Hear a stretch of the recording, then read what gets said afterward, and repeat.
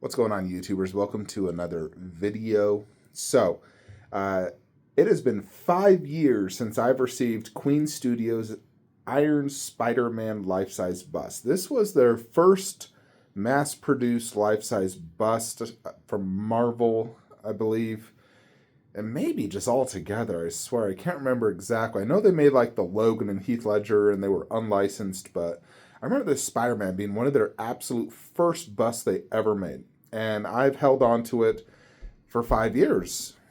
And so we're going to do another re-review today of this piece.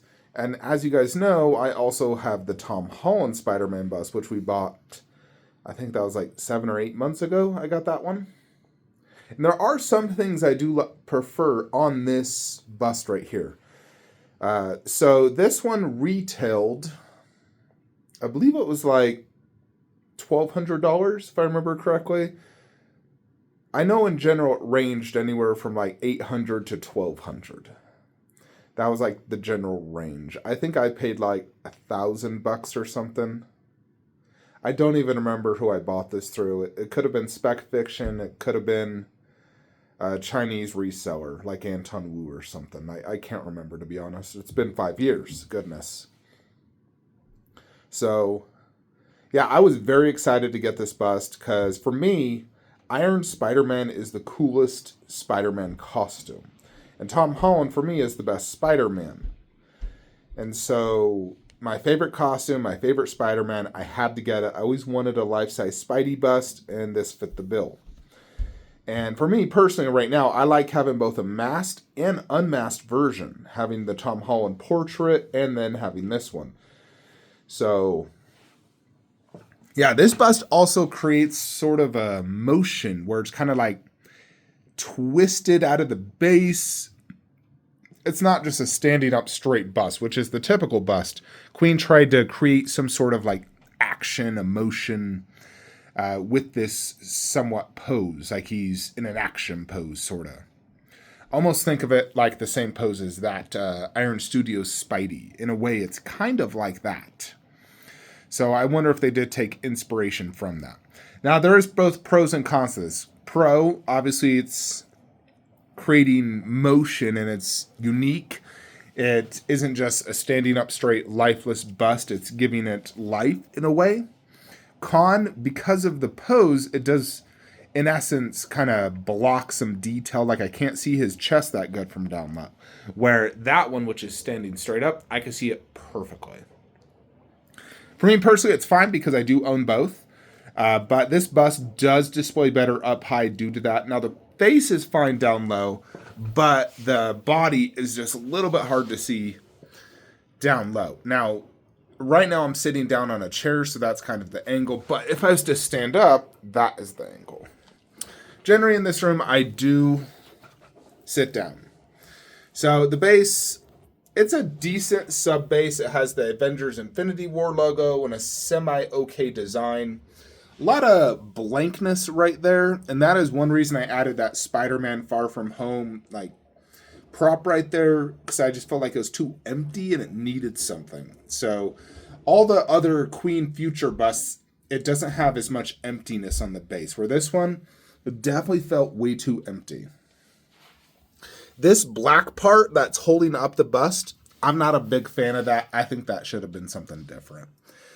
In general, I like everything from the red up, but the base is definitely one of Queen Studios' most mediocre and simplistic bases.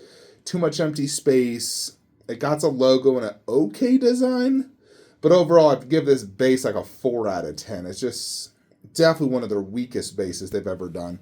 Like if you look at any other base I got that has tons of like multi-layered detail, and it looks really good, especially like their newer series like Thor, Doctor Strange, exceptionally well done. That Iron Spidey definitely has a much better base. The colors incorporating the Iron Spidey theme, a smaller logo, multi-layered with tons of detail and design. Plus that has even a back portion. So this base definitely is the worst of probably all my Queen Studio busts. Now, this does include multiple swap out eyes. These things do come off. It is magnetic like that. There's a light up feature. So you can kind of change the size of the eyes. So I generally just keep it this size because this is the size I do like. As you can see, pretty good strong magnet there. It does have a few light up features, the eyes and that part on the chest. I don't think it's plugged in, but let me check. Alrighty, it actually is plugged in. I just had to press the button on the back. So there is the light up feature. Boom, boom, boom, and nothing on the back. So 3 areas of light up. The light up eyes are pretty cool, no doubt, because he does have light up eyes in this costume. So I do like that. That Iron Spidey also has a light up eyes, but you have to remove the head. It's little LR44s, which are annoying. So I have seen like close-ups of this costume while it's on like my TV. I like paused it to look at it. I've looked up screenshots, and I'm very confident that this texturing, this extreme texture, is wrong. It is not like that, especially like right here. It's not like that. It is honestly more like the Iron Studios, where it's like a metallic, almost like metal. And then that one has some texturing there on like the shoulder, like right here. But the Iron Studios does more of a metallic, and it's like a clean, almost Iron Man type look. And I do believe that is more movie accurate. Where Queen, they basically just slapped on this texture throughout the whole bust except for the gold.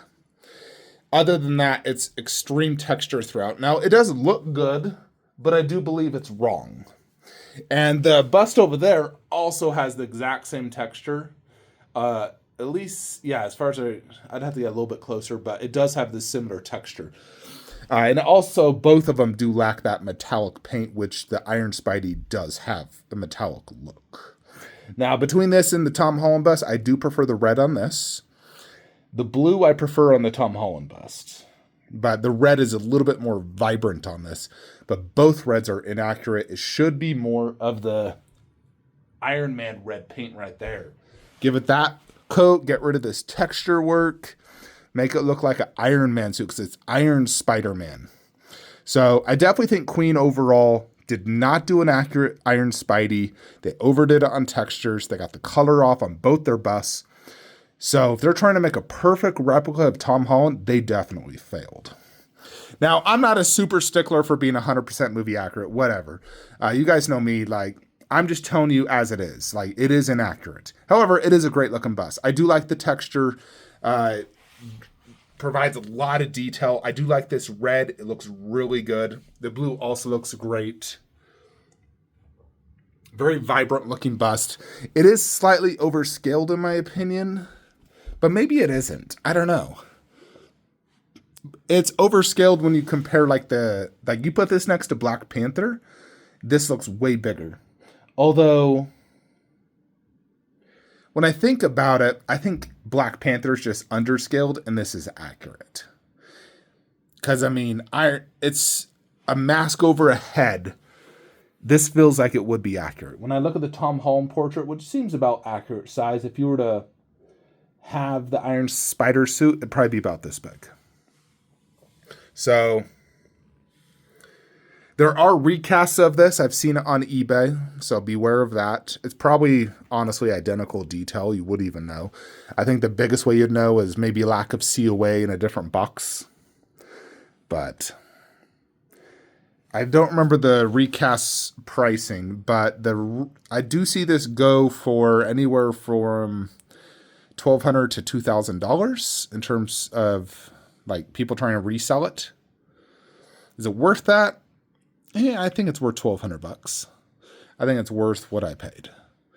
I don't think it's worth more than that. I think that one is worth more. I don't think that's worth $3,000. I think that's worth $2,500.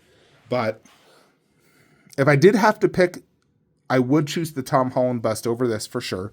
Just pretty much everything about it is better. I wish I had a swap out Spider-Man head. Then I wouldn't even need this. And also the better red. But if I had a swap out Tom Holland, like, masked Spidey head, I don't think this would even be necessary. But they didn't do that, so here it is. So I don't plan to sell it unless Queen comes out with a far better version. I really liked their comic Spider-Man bust as well. It had like one hand shooting a web. I really liked that. So, yeah, that was really cool. But I'll keep this until a better one comes along. If none other come along, then I'll just keep this forever. Because I do want an Iron Spider-Man masked look. Now, one thing I may also consider, folks, if things go my way and we get a new house, like 1 to 2 years from now, I'll sell this and get the Queen Studios life-size Spider-Man statue. Because I definitely want that. I don't have space in my current house. Plus, it's also quite expensive. But if things go my way, I'm 100% going to buy the Mark 7 and Iron Spidey life-size statues and maybe a few more. Official rating, I'd probably give this a 7 out of 10 for a life-size bust. Maybe even 6.5. So definitely one of the weaker Queen busts out there, but still a great bust. Hope you all enjoyed this video. Like, comment, subscribe. Have a great day.